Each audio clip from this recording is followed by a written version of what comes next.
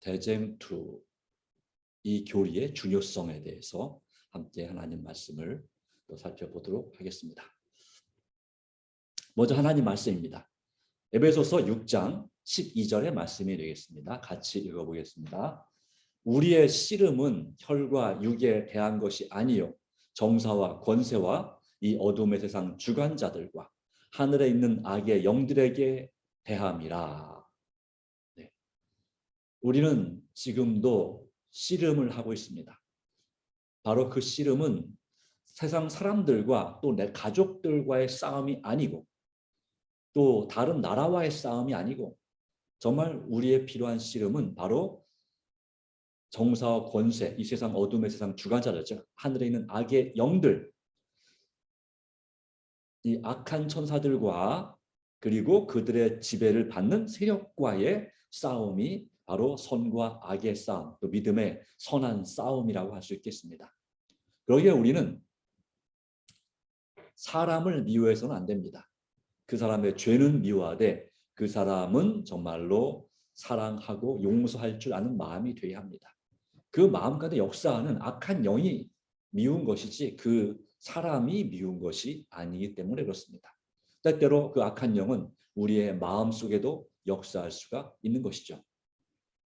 자, 이 선과 악의 대쟁투의 교리, 이것은 우리 재림교회의 독특한 교리, 바로 10%의 교리가 우리 교회의 독특한 교리고 나머지 90%는 기존의 천주교회, 장로교회, 감리교회 이와 같은 교회 또 침례교회에서부터 모아진 교리가 28개의 교리 가운데 대부분이 되겠습니다. 자, 이 교리의 중요성을 우리가 다시 한번 깨닫게 되기를 바랍니다. 자, 왜 이것이 중요할까요? 이 대쟁투의 교리는 세상에 태어난 모든 사람들에게 영향을 미치는 전쟁입니다. 그리고 이 전쟁이 있다는 것을 가르쳐주고 우리뿐만 아니라 역사 이래 태어난 모든 사람들에게 미치는 전쟁이고 죄인들에게는 특별히 다 그렇습니다. 사실상 우주 구석구석까지 영향을 미치는 엄청난 전쟁을 계시해 줍니다. 이 지구는 온 세상, 온 하늘의 또 우주의 구경거리라고 했고 관심거리라고 했습니다. 우주의 최고의 뉴스는 이 지구에서 어떤 일이 일어나는가가 최고의 뉴스 중에 하나라고 볼 수 있겠습니다. 우리가 마치 우크라이나의 전쟁이 일어났을 때 그거에 대해서 우리가 깊은 관심을 가지고 보고 있고 또 우리가 또 개인적으로나 교회적으로도 우크라이나에 성금을 보내는 것처럼 온 우주 거민들과 천사들과 하늘의 하나님과 또 천군들이 이 지구에서 일어나는 선과 악의 대쟁투에 깊은 관심을 가지고 있습니다. 그리고 우리가 승리할 때 또 한 영혼이 구원받을 때 하늘은 정말 너무너무나 기뻐하는 그런 잔치가 벌어지는 것이죠. 또 우리가 죄에 굴복하고 쓰러질 때 말할 수 없는 탄식이 또한 그들의 입 가운데서 흘러나오는 것입니다. 중요한 것은 무엇일까요? 이 전쟁의 이 선과 악의 대쟁투의 결정적인 승리가 이미 일어났다고 하는 것입니다. 누가 승리하셨을까요? 결정적인 승리를 누가 거두셨을까요? 바로 하나님께서 예수 그리스도께서 서기 31년에 1월 14일, 15일, 16일 3일에 걸쳐서 일어난 이 선과 악의 전쟁에 있어서 사단에게 결정적인 패배를 안겨주었습니다. 그리고 지금 그로부터 이제 2000년 가까이 지난 바로 지금 이제 10년 남았네요. 31년까지. 네. 그 시간 동안에 하나님께서 돌보시고 이끄시는 여전히 주님께서 이 선과 악의 싸움에서 승리를 거두어 오시고 있고 우리의 삶 가운데서도 승리가 일어나기를 승리를 거두는 삶이 되기를 우리의 인생의 마지막에 승리하는 인생이 되기를 주님은 간절히 바라면서 이 선과 악의 싸움이 특별히 어디에서 많이 일어나고 있냐면 우리의 마음 가운데서 일어나고 있는 것입니다. 우리 마음 속에서 일어나는 선과 악의 대쟁투에서 우리가 개인적으로 승리해야 되는 것입니다. 이 싸움은 혈과 육, 사람과의 싸움이라면 내 스스로의 힘을 어떻게든지 지혜로 이길 수 있겠습니다. 그러나 우리의 마음속에 일어나는 선과 악의 싸움은 바로 예수님과 우리 안에 계신 예수님과 또 우리 안에 역사하는 사단과의 싸움이기 때문에 우리 자신이 할 건 별로 없습니다. 그 선택권을 누구에게 주느냐 하는 거죠. 누가 승리할 것인가? 내가 관심을 어디에 더 많이 두고 있는가가 있어서 예수님께서 승리하실 수도 있고 또는 사단이 승리할 수도, 악한 영들이 승리할 수도 있다고 하는 것입니다. 자, 네.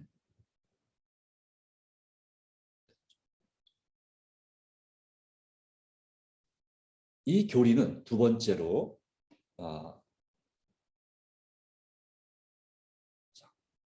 두 번째가 아니고 첫 번째군요. 네, 번호는 두 번째지만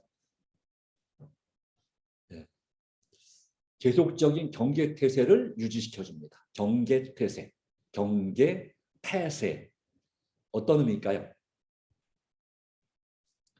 네, 군대에서 중요한 두 가지가 있습니다. 물론 전투를 잘 해야 됩니다. 그러나 많은 경우에 전쟁에서 지더라도 용서를 받기도 합니다. 그러나 뭐에 실패하면 용서받을 수 없다는 말이 종종 있냐면 이 경계에 실패하면 이렇게 보초를 쓰잖아요. 네, 경계병들이 있습니다. 파수꾼, 보초를 쓰는 사람들이 그것에 실패하면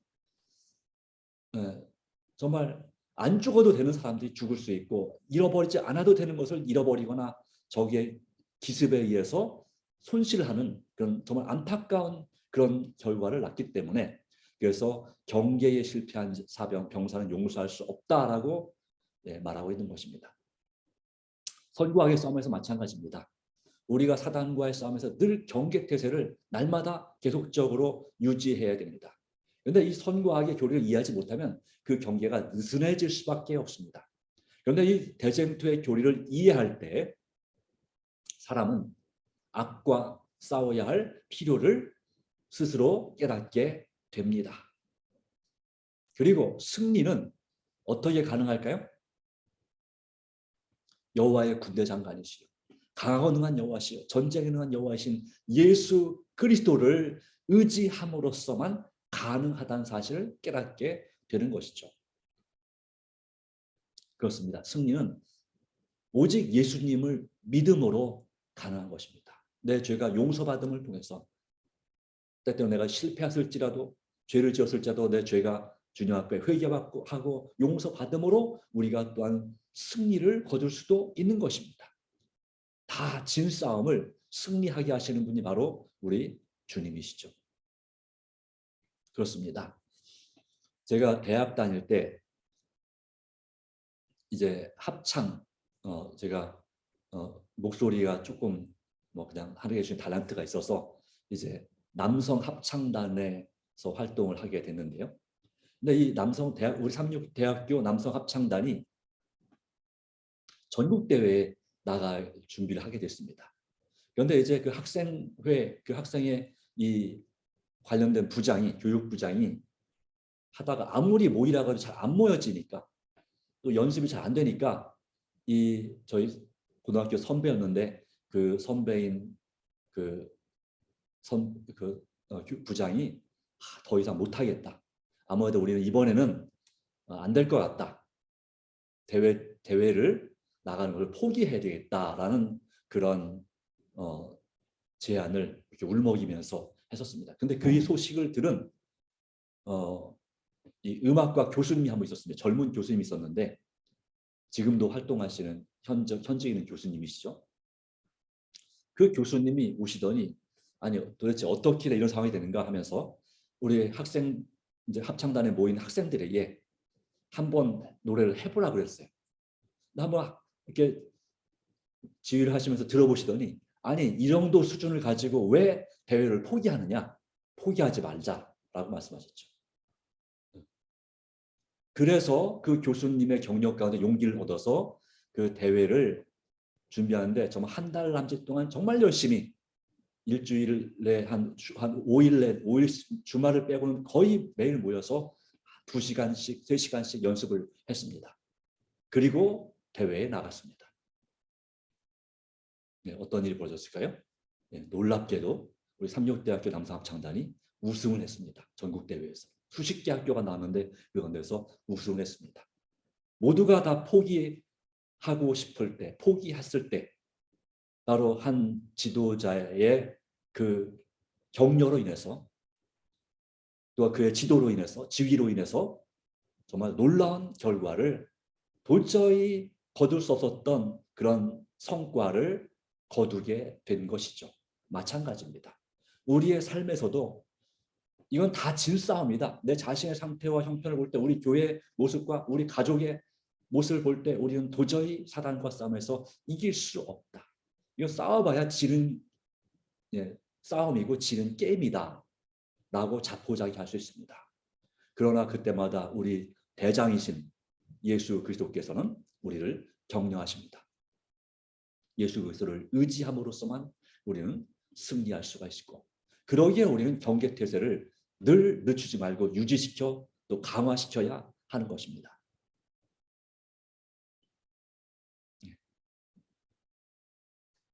에베소서 6장 13절 18절 말씀 가운데 하나님께서는 우리에게 하나님의 전신갑주를 취하라고 말씀하고 계십니다. 그러므로 이는 악한 날에 너희가 능히 대적하고 모든 일을 행한 후에 서기 위함이라 라고 말씀하고 있습니다.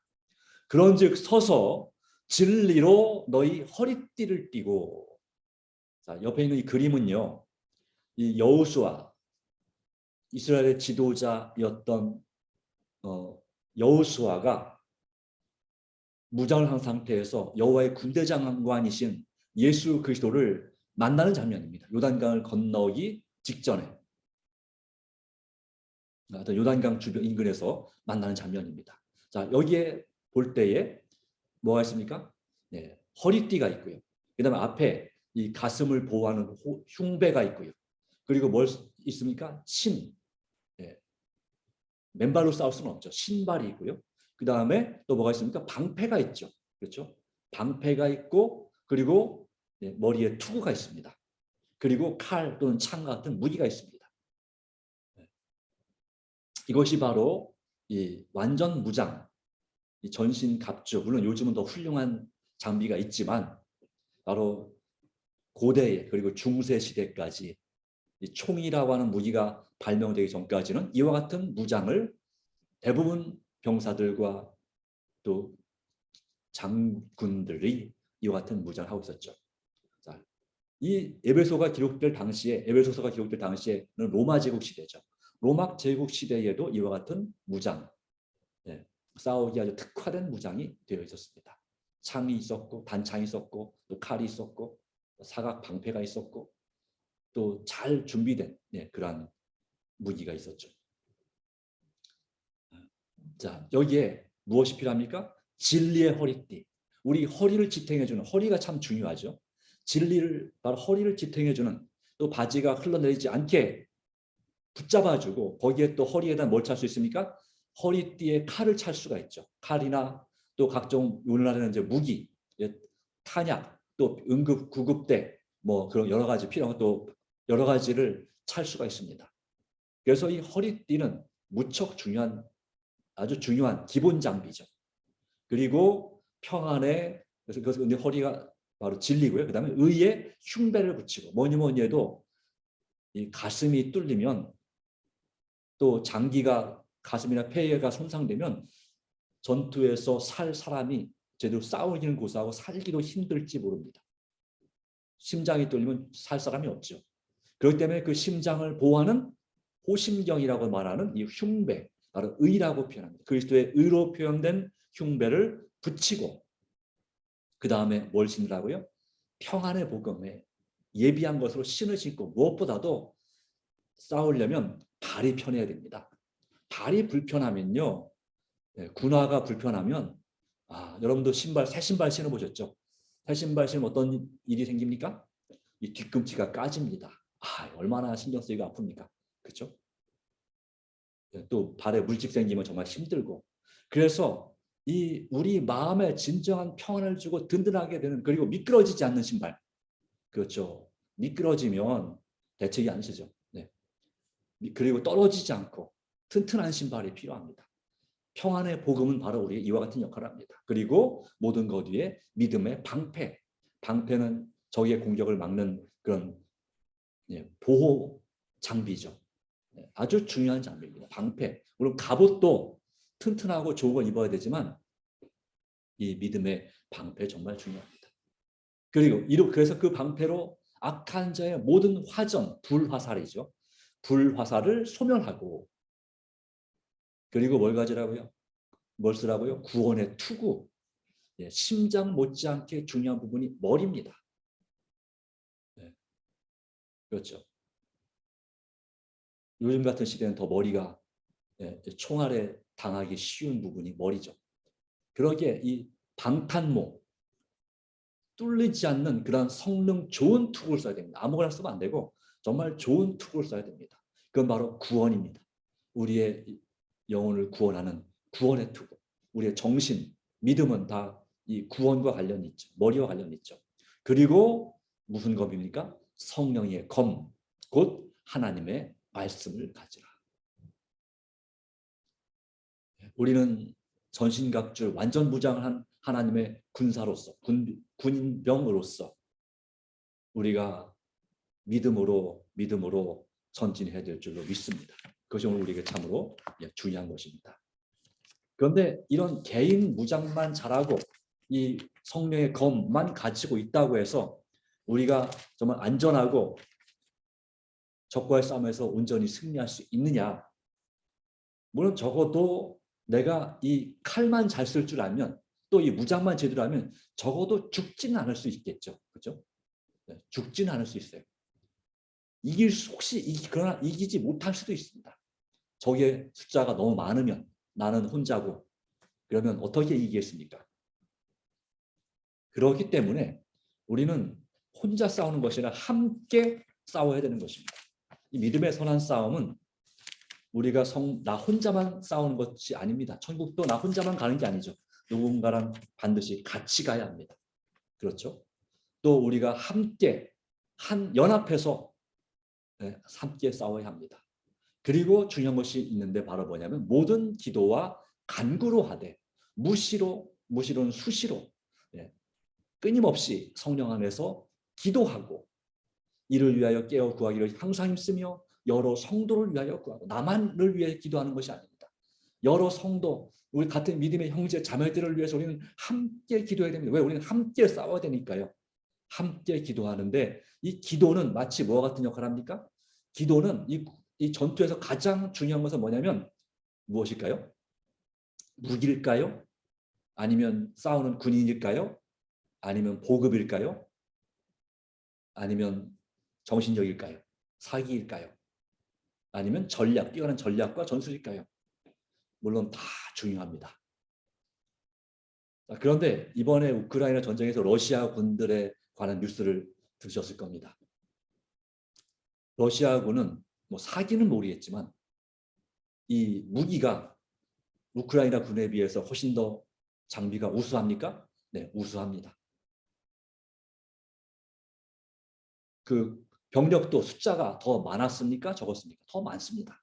전투기나 폭격기도 더 많고 탱크도 더 많고 그리고 또 그 외 여러 우수한 장비들, 레이더, 또 여러 가지 미사일, 다연장 로켓포 여러 가지 우수한 장비들이 있습니다. 그런데도 불구하고 이 우크라이나한테 깨지고 있습니다.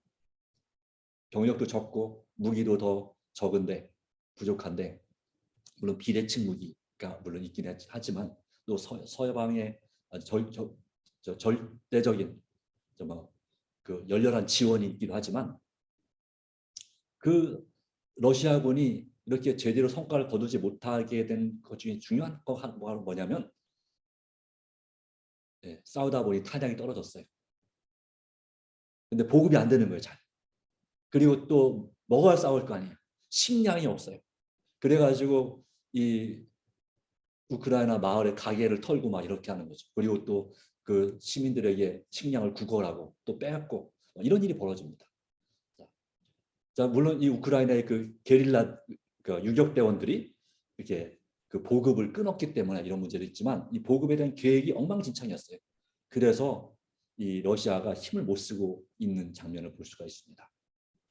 그렇습니다. 이 기도는 아주 중요한 보급 역할을 합니다. 하나님께로부터 필요한 모든 자원들이 적과 사단과 싸우기에 필요한 모든 자원들을 그것도 꾸준히 지원받는 것이죠. 하루만 지원받고 말 것이 아니라 꾸준히 지원받을 수 있는 비결이 바로 기도와 간구입니다. 그리고 또 그 외에도 무슨 지원이 필요합니까? 싸우려면 적의 화력이 너무 세면 뭐 포병 지원이나 항공 지원이 전투기나 폭격기 지원이 반드시 필요합니다. 또 미사일이나 바로 그런 지원을 하려면 뭐가 필요합니까? 통신이 돼야 되죠. 통신이 안 되면 또 통신이 감청당하면 이게 적에게 그 전략 전술이 탄로가 납니다. 근데 러시아군이 뭐였어요? 이 급하다 보니까 그냥 핸드폰을 쓰는 거예요. 맞아. 핸드폰으로 연락하는 거예요. 핸드폰이 감청돼가지고 그게 또 걸리잖아요. 그래서 이 기도는 오직 사단에게 감청되지 않고 오직 하나님께만 직통적으로 정말 보안이 확실한 그런 연락 수단입니다. 그것도 어떤 경우는 정말 1초만 응답받죠. 즉시 응답받는 경우도 있습니다.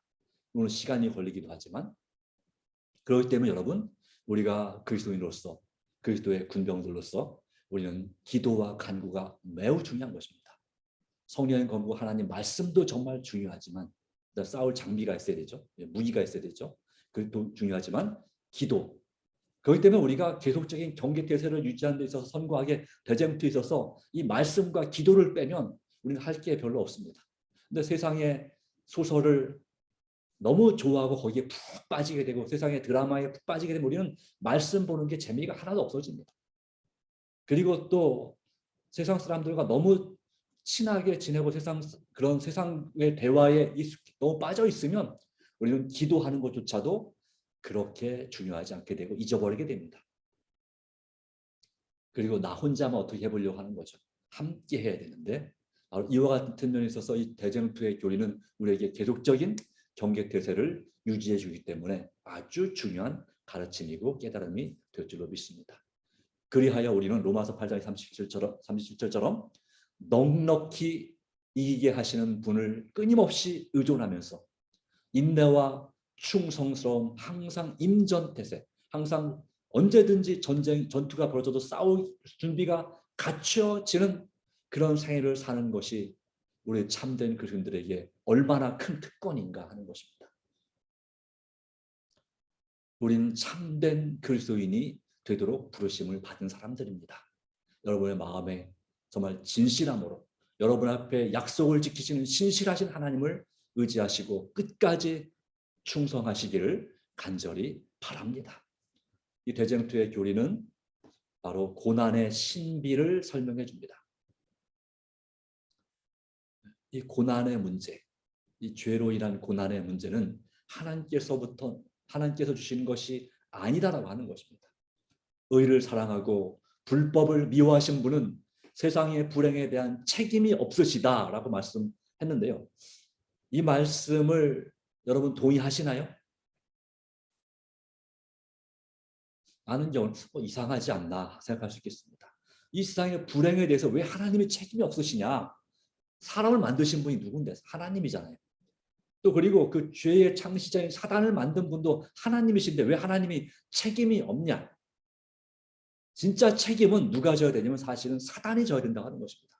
사탄과 그 천사들이 그 잔인한 행위와 고통에 대해서 책임져야 할 장본인입니다. 그런데 우리는 종종 사탄의 유혹에 넘어가서 그 책임을 하나님께로 돌리고 있습니다. 하나님을 믿는 사람들에게 돌리고 있습니다. 자기의 잘못을 회개하는 대신에 바로 우리가 그렇게 하나님을 오해하고 있습니다. 그러나 하나님은 우리에게 물론 사탄에게도 마찬가지고 자유의지를 주신 도의적 책임은 있지만 그 문제를 해결하기 위해서 바로 하나님께서 자신을 내어주신 그 결정적인 역사가 바로 십자가의 구원입니다. 하나님의 책임을 전혀 안 지시느냐? 책임이 없지만 그분은 책임을 지시는 분이십니다. 우리를 구원하기 위해서. 그러나 이 불행에 관한 문제에 있어서는 전적으로 사단이 책임자고 그리고 그것을 선택한 바로 우리 자신이 책임입니다. 우리가 잘못 선택을 했기 때문에 그 불행을 자초하는 선택을 했기 때문에 이런 불행을 당하는 것입니다. 물론 욥의 경우처럼 아주 극히 예외적인 경우도 있습니다. 내가 잘못하지 않았어도 불행을 당합니다. 사탄 때문에. 욥도 사실은 하나님 때문에 불행을 당한 게 아니라 사탄 때문에 불행을 당했죠. 물론 하나님께서는 의도하신 바가 있어서 그를 통해서 의인의 그 고난과 시련이 의인에게 어떠한 놀라운 영광이 되는지를 깨닫게 하시고자 눈물을 머금고 욥의 고난을 허락하신 것은 사실이지만, 그러나 우리가 불행을 당할 때 우리는 하나님 탓을 할 것이 아니라 사단을 탓해야 될 것이고, 그리고 우리에게 구원을 주시는 유일한 분이신 하나님을 전적으로 의지해야 될 것으로 믿습니다. 그러기에 십자가는 죄의 파괴성과 죄인에 대한 하나님의 사랑의 깊이를 모두 증거했습니다. 그리하여 대쟁투의 주제는 우리에게 죄를 미워하되 또는 죄는 미워하되 죄인은 사랑하도록 가르치십니다. 이 대쟁투의 교리의 신비, 고난의 신비는 그 사람의 죄를 미워하라, 또 내 자신의 죄를 진정으로 미워하라. 그러나 그 죄를 지은 사람은 용서하고 사랑하라는 것입니다. 그것이 바로 예수님께서 우리에게 보여주신 모본입니다. 예수님도 우리 죄는 정말 미웠지만 우리 자신을 죽음보다도, 그분의 목숨보다도 사랑하셨지 않습니까? 우리도 그렇게 사랑하고 섬겨야 되는 것입니다. 그 여러 가지 많지만, 그리고 우리를 도우실 수 있는 정말 사랑과 관심을 계시해 주셔서 성령과 천사들을 통해서 우리를 지금도 도우신다는 사실을 기억하시기 바랍니다. 이제 마쳐야 되겠습니다. 중요한 것은 그것입니다. 우리의 승리는 보장되었다. 왜냐하면 이 모든 상황을 우리에게 소망과 용기를 주시는 바로 예수님께서 통제하고 계시기 때문에 그래요. 컨트롤하고 계십니다. 사단이 아무리 날뛰어도, 사단의 세력이 아무리 날뛰고 옆에도 주님께서 모든 것을 통치하시고 모든 억울한 걸 풀어주시고 모든 문제를 해결해 주십니다. 여러분 당장 가슴 아프고 쓰라리고 괴로운 경험이 있습니까? 물론 무척 힘들 것입니다. 하나님께서 속히 위로해 주시고 격려해 주시고 소망을 주시기를, 용기 주시기를 간절히 바랍니다. 강하고 담대하게 하시고 남을 탓하기 전에 먼저 내 자신을 돌아보게 해주시기를 간절히 바랍니다. 그래서 진정으로 회개하고 남의 문제를 얘기하기 전에 내가 혹시 주님 앞에 어떤 문제가 없는지, 내가 어떤 부족함이 있지 않은지 돌아보고 더욱더 주님을 의지할 때 우리의 승리는 보장된다고 하는 것을 기억하시기 바랍니다. 그러므로 이 가르침은 십자가의 우주적 의미를 드러내 줍니다. 인류의 구원은 그 그리스도의 봉사와 죽으심에 걸려 있었습니다. 바로 그 일하러 오신 분이기 때문에. 그리고 예수님께서는 십자가에서 하나님의 아버지의 품성과 율법과 정부를 옹호하셨습니다. 하나님의 공의와 선하심을 옹호하였고 하나님의 율법과 정부가 공정하다는 것을 입증하셨습니다. 그러함으로 우리가 하나님의 능력과 은혜를 전적으로 의지함으로, 우리는 하나님의 능력을 의지해야 됩니다. 내 자신의 능력이 아닙니다. 사람의 은혜가 아니라 하나님의 은혜를 전적으로 의지하시기 바랍니다. 그럴 때 우리는 매일의 유혹들로 인한 괴로움과 좌절을 딛고 일어설 수 있습니다. 믿으십니까? 네, 가능합니다. 그리고 죄에 대한 승리의 생애를 살 수 있음을 보여주셨습니다. 누가요? 예수님께서 보여주셨습니다. 따라서 우리는 이 대쟁투의 교리의 중요성, 이 교리를 깨달을 때 우리는 악에 대하여 끊임없이 경계할 수 있고 우리를 향한 하나님의 사랑을 깨달을 수 있고 우리가 주님을 전적으로 의지함으로 믿음으로 승리할 수 있음을 믿으시게 되기를 간절히 바랍니다. 주님의 은혜가 여러분과 저에게 함께하기를 간절히 바랍니다. 우리를 참으로 사랑하신 하나님 아버지, 오늘 우리에게 말씀해 주시고 은혜 주심을 인하여 감사드립니다. 오늘 우리의 기도 시간, 이 시간 주께서 함께하시고 은혜 주시기를 간절히 바랍니다. 믿음으로 온전한 승리를 위하여 앞으로 나갈 수 있도록 역사해 주시기를 간절히 바랍니다. 우리의 생각과 모든 걸 아시는 주님, 오직 주님 안에서 새 힘을 얻고 주님 안에서 믿음으로 살아갈 수 있도록 도와주시옵소서. 이 대쟁투의 교리에 나타난 하나님의 사랑과 우리를 넉넉히 이기게 하시도록 도우시는 하나님의 섭리를 기억하고 믿음으로 기도하게 하옵소서. 오주님 6월 달에 있을 전도회에 주께서 역사해 주시고 주님 안에서 새 힘을 가지고 새 능력을 가지고 믿음으로 나아갈 수 있도록 주께서 복의 복을 더하여 주시옵소서. 모든 걱정과 염려를 온전히 주님께 의탁합니다. 이 시간 우리가 기도할 때에 이 기도 가운데 주께서 함께 하시고 성령으로 역사하여 주시옵소서. 우리의 기도를 들으시는 그리고 우리의 기도에 응답하도록 중보하시는 예수님의 이름으로 간절히 기도드리옵나이다. 아멘. 바로 이어서 기도 제목을 올리겠습니다. 보시고 이 기도 제목대로 기도하시면 되겠습니다.